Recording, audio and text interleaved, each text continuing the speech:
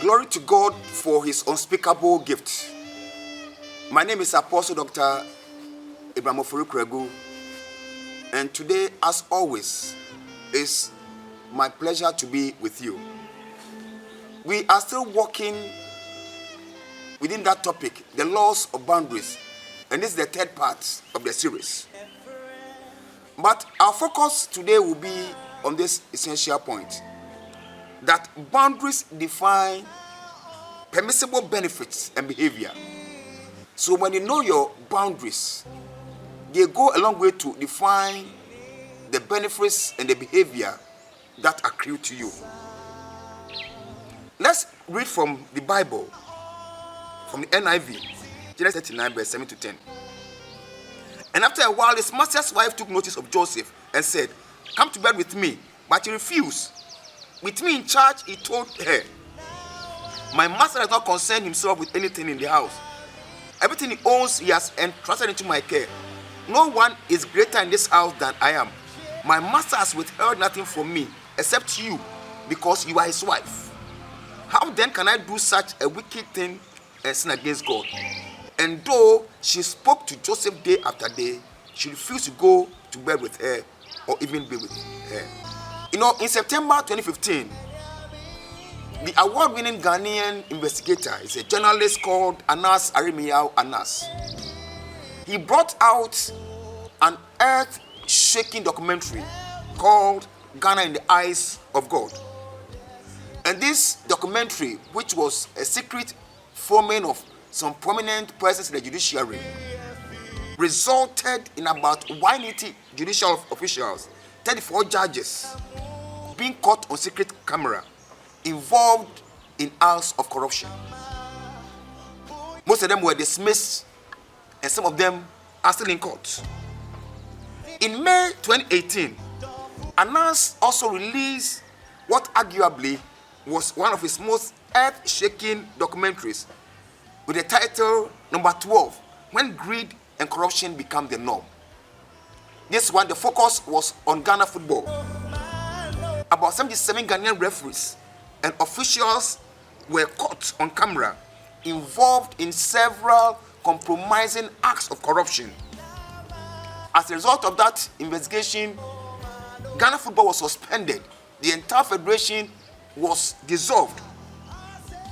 But one thing that came up strongly was that, in the light of these investigations, as several persons were caught on tape for being involved in compromising acts of corruption, there were some few ones who stood tall, who never allowed themselves to be compromised.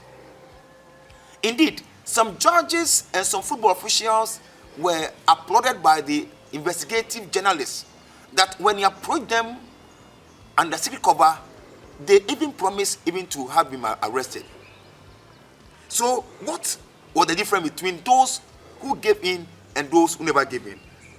The fact is that for those who gave in and were compromised and they were disgraced and they lost their jobs, they never understood the law of boundaries. They never understood the benefits and the behavior that you need to put on. But those who stood tall, these were the people who understood the law of boundaries.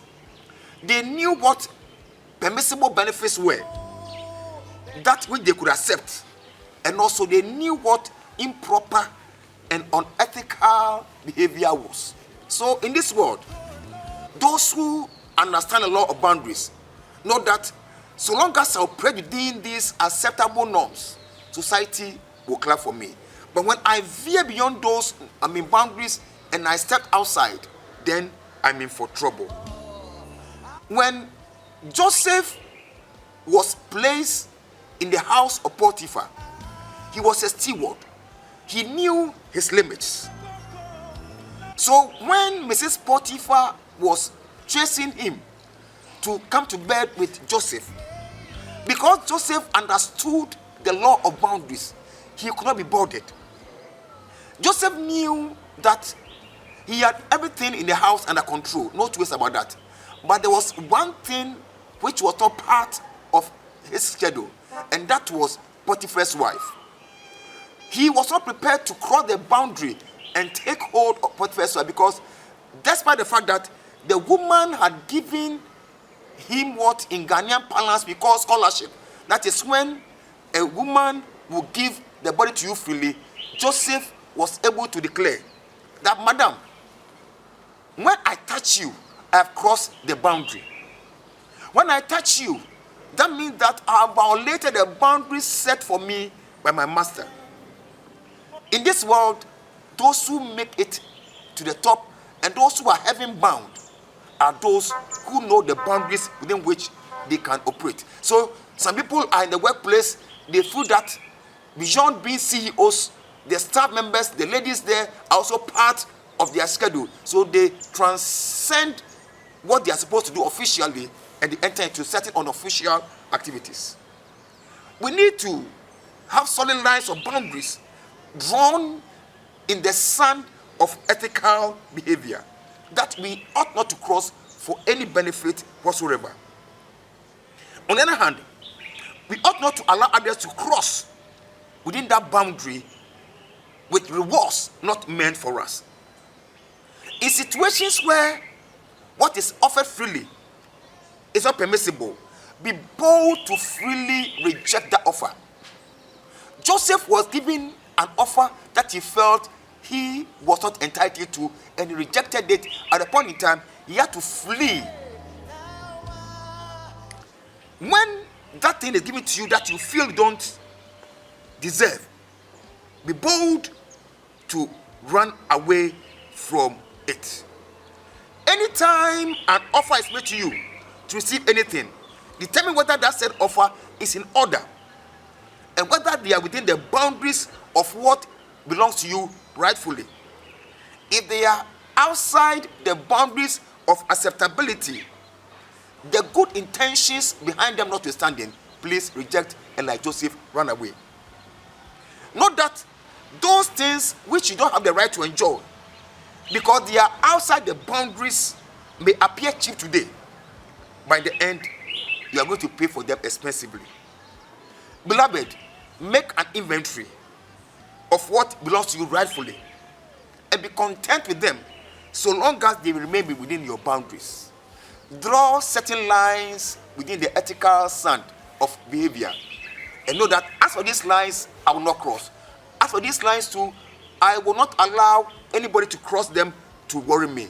And as you operate within them, the Lord will elevate you as he did to Joseph. You know, when Joseph refused to take Potiphar's wife, he was raised in the whole land that when he became the prime minister of Egypt, Potiphar's wife came under him.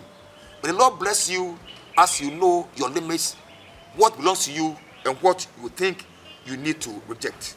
My prayer for you is that, Lord, teach me the boundaries of acceptable behavior so that I will operate within them. Open my eyes to behold the wonder of that which is mine. Grant me the grace to respect that which is mine and the boldness to decline that which is not mine, irrespective of the consequences that will follow. Shalom. God bless you and stay blessed as you walk within the boundaries of acceptable behavior. Shalom.